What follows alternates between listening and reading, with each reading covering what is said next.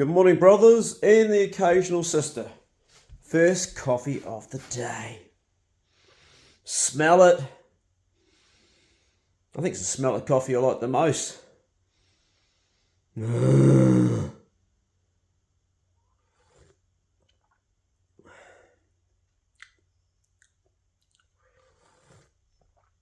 One of the true pleasures of life. There aren't that many pleasures in life, really. Most of our life is what? Well, just trying to survive, really. Work, pay the bills. And this morning I'm editing a video from my main channel, which is how I pay the bills. The old Clay Tool Stories channel. I'm trying to find a thumbnail for my video I made yesterday. And that's a big job because you've got to have something that's engaging to the audience. I don't try to create something that's going to pull them in, but then not give them what the thumbnail suggests, because there's nothing worse than clickbait. I try to put a thumbnail on that depicts what the video is going to be about, and because my life is most of the time pretty boring, the thumbnails are pretty boring, so I don't really have anything exciting to put up. Yesterday's video I made was just doing what I do here. Went out and shot a rabbit. I won't talk about that too much because that video's coming out. I harvested some shellfish. I had these Cook's turbans, you might know those. They've got a number of different names. Māori called them ngāhuru. It's Ngāruru, ngāruru. The other name is toi toi, believe it or not. And the other name is karaka. But I know them as Cook's turban. And they've got these beautiful sort of little eyes in them like that there when you take it out. And also had some mussels. And yeah, so I did a video on that, cook. It was a video on fishing with my son.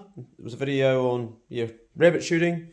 And it was a video with the pink moon, which was a massive full moon 2 nights ago. 1 night ago, 2 nights ago. It actually was on the 17th, was it? Yeah, I think it was in the morning here in New Zealand, the 17th at 6:55. So that was what I'm doing right now, and I thought, well, I'll stop and make a video. I'll put this down, I'll just carry on and try to kill 2 birds with 1 stone, because I've got young Spencer coming over this morning. So young Spencer's a bloke that I looked after for over a year. Got him his first pig hunting. Got him his first rabbit, I think. I got him his first lots of things. And that's what I want to talk about, is the young men that I have helped over the years, which has been a lot of young guys. Because of COVID, the last 2 years, it's dropped down to just guys I can talk to on the phone and that, because we're supposed to isolate. I'll just pop the phone here, you're going to be right there. And I got a message from a woman, probably, it's over a year ago now. And she said to me, do you realise that young man, I won't say who it was, do you realise that young man interfered with my daughter when she was underage? And I wrote back to her and said, I can't talk about the people that I have, and the police don't hand information on to me, but I'm sorry if that happened. And then she went on and gave me a whole list of all the things he had done and how her daughter was a victim and not the only victim. And I thought about that, and I thought, well, the reality is that a lot of the young men that I have looked after over the years, and that I'm still looking after, a lot of them themselves have been victims, and they've gone on to perpetuate the same crime that was done to them. I've had young people from the community college been sent my way. I've had the police send them my way. I've had just the general public send them my way to try and straighten them out and look after them. A lot have come to me. Hey, look, Clay, I don't have a father and I'd love to go out sometime. And every person that has come to me, I have said yes if it's within my physical realm and whether I've had the resources to take them out. It's been paid for by my patrons. I could never afford to have done what I've done over the years without that support. And those guys are all part and parcel to the lives of the young people, like Spencer who's coming out today. But the fact is this. The fact is that those young people don't always work out. Some of them are back in jail now. Some of them have taken their own lives and committed suicide. Some have gone on to re-offend again and again. Some have gone back to drugs and alcohol. They don't all work out. And some have left victims behind for the things they've done wrong, and people see that and they may judge me. That's up to them how they judge me. But a lot of the people, particularly 3 years ago before COVID came along, a lot of the young people I had were young criminals. They had committed offences. They had done things wrong, and some quite disgusting things they'd done that are not acceptable at all in our society. And it begs the question, where do they go when nobody wants to touch them? Because nobody wants to take on a young fella that's molested children, for an example. And that particular young fella I'm talking about was one of the young guys I had 4 years ago now, 5 years ago. He himself was interfered with and abused, and went on to be an abuser. At the age of 14, he went on to abuse children younger than himself. He's just a child himself too at that age, but society doesn't want to know about these people, and you don't want to know about these people. Would you take in a person into your home and look after them that you know had that? Now, the thing about my job and what I do is that the police, because the Privacy Act, or whoever passes my way, don't tell me what they've previously done. I don't know. I take them at face value and try to work from that point onwards to help them. Well, that's at least what I've done in the past. And I've learned a lot about men, young men particularly, and I've tried my best to steer them in the right direction. But of course, I'm no great role model, I swear, and I've got a bad history of taking lots of drugs and womanizing and gambling, and I haven't been I wouldn't say the perfect role model, but I've just done what I can with the tools I've got. My background isn't flash. I come from a broken home, and I won't go into my whole background, but it wasn't perfect by a long shot. Tried to make the best of what I had, as we all do, as you do, as everybody does. And we have to, as community, get around these people in our community that are undesirable, that are doing things that we don't like. We have to support them. We can't just I'm going to cut you out of my life, and because it's a bit like my previous video. I talked about the careful line and how that's now derogatory and it might offend somebody. Well, if you're harbouring or looking after somebody who's been a rapist or been a criminal or been even a murderer, your neighbours will look at you differently, because there's an old saying that goes, you'll be judged by the company you keep. So who is going to look after that person if you're not going to? They'll keep on getting pushed around from one community to another, and they actually become worse. So at some point, you've got to stand up and help that person. I have got to a point in my life now, and I've been at that point for a while. I guess I got to it about the age of 52, I reckon. I remember there was a shift then. I reckon your life goes in series of 7 years. First 7 years critical, next 7 years becoming to puberty, next 7 years becoming to adult, it's 21, next 7 years is mature adult, 28, or that's very debatable if you're a man. Then 35, you're becoming more mature. 35 to 42, by then you've got your home and you've got your family and everything's secure, hopefully. 42 goes up to, what would it 42 do? Your mass clay, is it 49? Yes, 49, well, you're middle age, aren't you? And that's often a time where people have crisis and things. And then you've got your 56, I'm going in a series of 7 here, I'm not doing very well.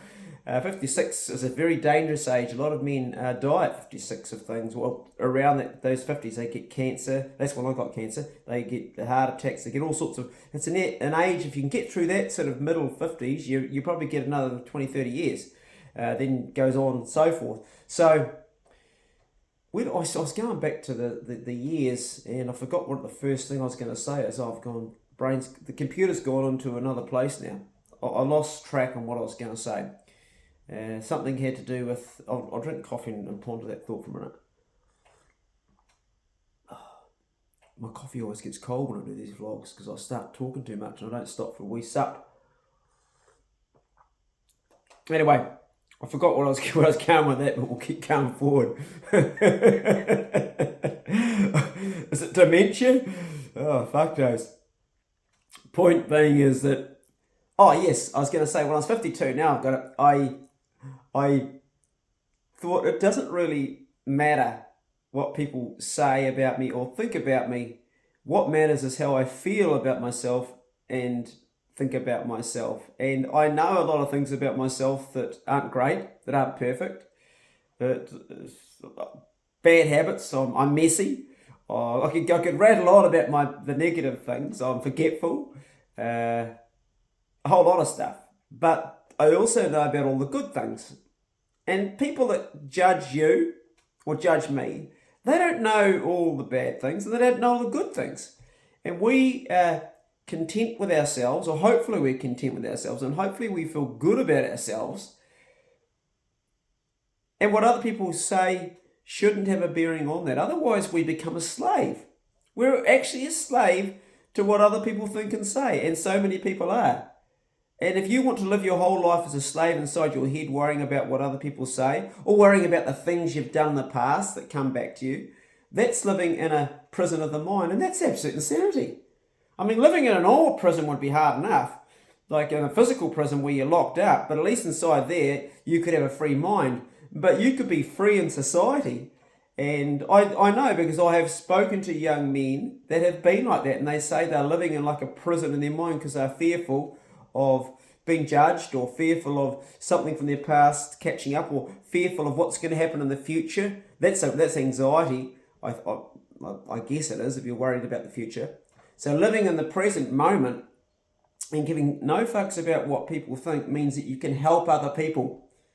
You can take that young person that's been criminally involved with the most seediest things, the most undesirable things. You can take that young person on and look after them. And people will judge you because you are judged by the company you keep, but you do it in the knowledge that you're helping somebody in your community, and what other people think and how they judge you. Just like that woman that wrote to me a while ago for the young fella that I'd taken out, I'd taken him out trout fishing, is the video she'd seen. And her daughter had been a victim from him because it was on the channel, and a lot of people see the channel. You don't actually take on what that person's telling you about yourself. You just say, yes, I understand, I'm sorry, but you don't take that on. Otherwise, you'd never be able to move forward in your life.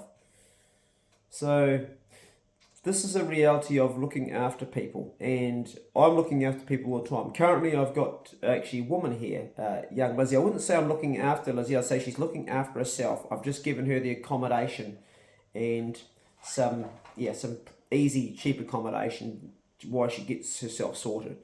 And Lizzie's a really, really a wonderful young woman who's had a bad start in life. Lost her mother at the age of 8 through drugs, and she talks about it openly, and she talks a lot about her struggles and that. And I'm not really very good at helping a woman out. I sort of inherited her because my son is good friends with Lizzie. But young Spencer, who stayed with me in the house truck out here, and I'll pan around for those of you that don't know where the house truck is, to look out the window.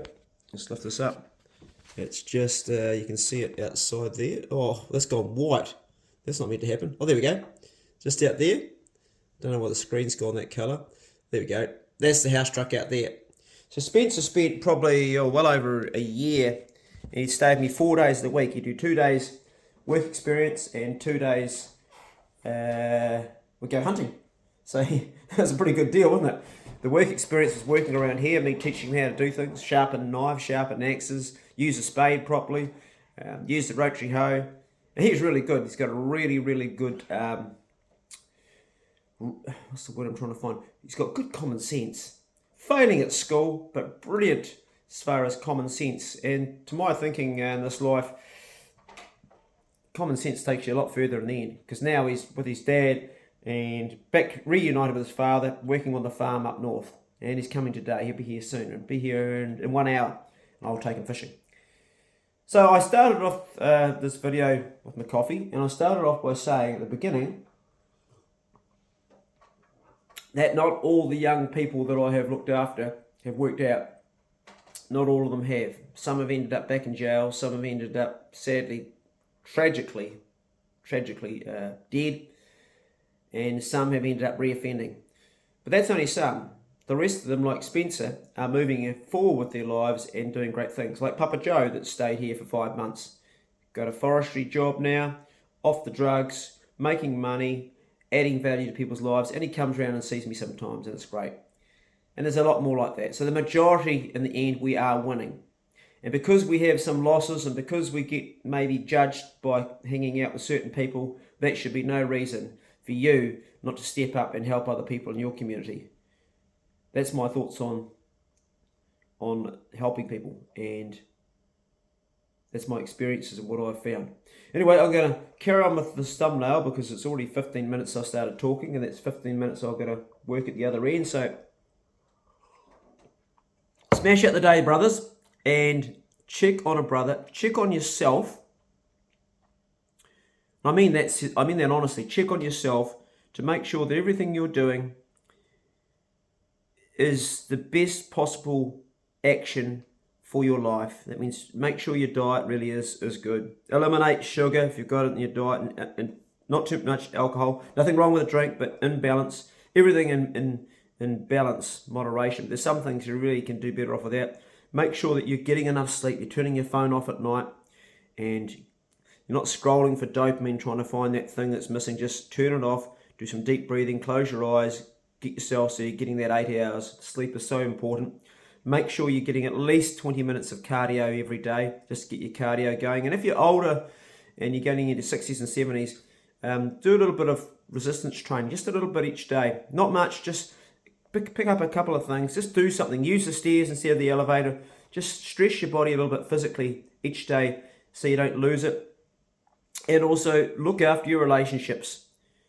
Call that person you haven't spoken to for a while. Call your mother, call your father, call your son, call your daughter. Talk to that person that you love, that you've thought about, but you haven't. Just connect up with them so you've got that, because relationships are so important. And don't go too hard on yourself. Don't go too hard on yourself. Take it easy. Stop to smell the roses. Have a coffee. Chill out. Don't be afraid to sleep in on the weekend. If you don't have to always get up and go charge around like a mad bugger. Do some things that are gentle on yourself as well. And as a man, be proud to be a man. Be proud to be male. Don't let anything like this male toxicity, or whatever it's called, where you have been feeling bad about the male things you enjoy doing. Being a man is a good thing. It's an awesome thing. So enjoy your maleness and enjoy hanging out with other men doing manly things.